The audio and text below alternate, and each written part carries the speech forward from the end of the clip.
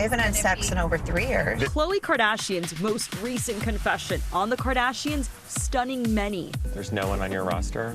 Nope. Like not even anyone you're DMing? No. For years, her romantic entanglements have been fodder for reality TV and dissected by the public.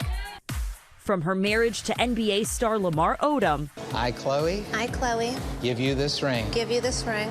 To her on-again, off-again relationship with Cavaliers champ Tristan Thompson. The swirling obsession over her love life making her most recent confession even more shocking. It's mortifying. So this December will be 4 years that I haven't dated or anything. Khloe opening up on her podcast about why she's taking a break from the bedroom. Like, I'm busy with my kids. I really don't want to. My life is peaceful, less dramatic.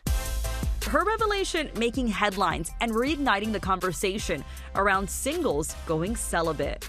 Khloe Kardashian became a very notable and large mouthpiece for a movement that had been quietly picking up a lot of momentum. Ghosting, breadcrumbing, love bombing, just a few of the terms that plague the dating field. But the latest buzzword? Celibacy. 8 reasons why I decided to be celibate last year. I decided to go on this celibacy journey. I always get a lot of questions about why I started my celibacy journey.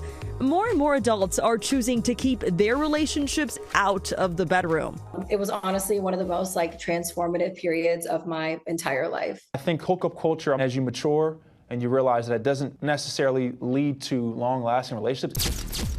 Some celebrities say they've joined the fray, from Julia Fox dropping this hot take on Watch What Happens Live. I just think nothing good comes from having sex, including children. No, I'm just kidding. To Tiffany Haddish telling Jay Shetty about the state of her sex life on his podcast, On Purpose. I just don't want to lay down with nobody, just anybody. You know, I just feel like, dang, I am the prize, and these dudes gotta qualify. Justin Bieber, 50 Cent, Orlando Bloom, Lenny Kravitz, all speaking out about stints of celibacy. The truth of the matter is, from the data, we know that millennials had less sex than their grandparents, and now Gen Z are having less sex than millennials. So the trend is continuing to decline in terms of the amount of sex that people are having and the ways in which young people are initiating sex.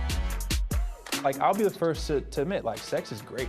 I love sex, and just because you abstain from it doesn't mean that your libido or your metabolism for sex is not as high, but my need to not get hurt is probably a lot higher than that. Just a few months ago, Grant Ellis was The Bachelor's leading man. Juliana, will you accept this rose? Absolutely. While his season ended with a proposal, he and Juliana Pascarosa broke up soon after. Although it hurt in the moment and it led to some confusion, I think that it was the best decision for where we were at in our lives. Now, Grant is back to where he began, single. But how he's going about things, a surprise to some fans.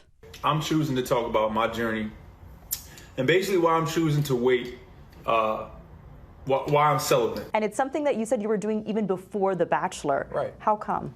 Yeah, I think number one, part of that is my faith, right? I definitely hold that near to me, but I do know the wisest thing for me in this moment is to not give my energy out everywhere and to just wait till I know somebody's gonna be the person that I want to settle down with and be with. Sex is a hot topic in Bachelor Nation. From awkward date night confessions. I am a virgin. Really? Yeah. To heated moments about those dramatic overnight dates. I have had sex. Say what? Yeah. And Jesus still loves me. Do you feel like when you do have sex early on, that would influence the relationship or change the direction it would be going? 100%, especially if it's good, especially if it's great, and you could definitely get those bubbly eyes and be like, oh, this is my person, and then you don't get to see the red flags that might be there. And you by the time you realize that, you're already 12 months into a relationship. Sex speeds things up. It speeds it up by at least tenfold. There are innumerable ways to feel connected in this world, and sex is a very great one, a very powerful one, and one that a lot of us have to thank for our existence, so we're not going to knock it. but we're also not going to center it. Shan Boudram is a certified sex educator and intimacy expert. She is not celibate, but studies these growing dating trends. Give me a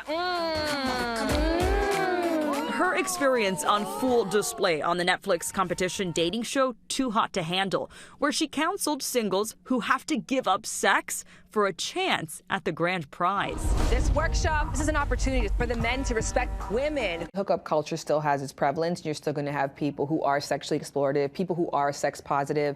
The younger generation, although having less sex, is actually more sex informed. And now we're learning there's so many other ways to love, to have connection, to have intimacy. There's a way we could do it where we could still have that swag, we could still have that confidence, we could still know how to talk to a woman and charm her. It's not to lead her to the bedroom, it's to lead her to a second date, a third date, and then it's to lead to something that women respect. I think once I decentered men from my life, it was so easy to weed out exactly who was there for the right reasons and who just wanted a quick one-night stand, one night of fun. For Mandana Zargami, being celibate, she says, was supposed to be a months-long experiment after being disappointed in the dating pool. I decided that for about 6 months to a year, I wasn't going to entertain a man. I wasn't going to go on any dates.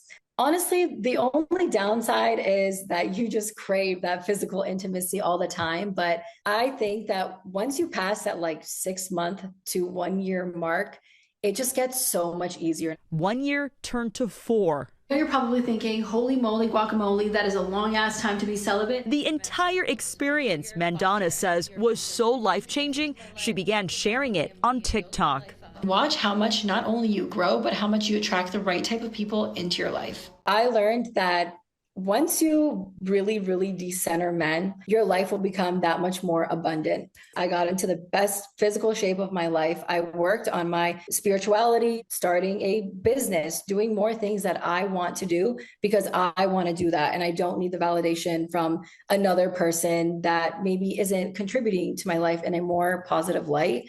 So for me, the takeaway was just learning to truly love myself, to respect myself.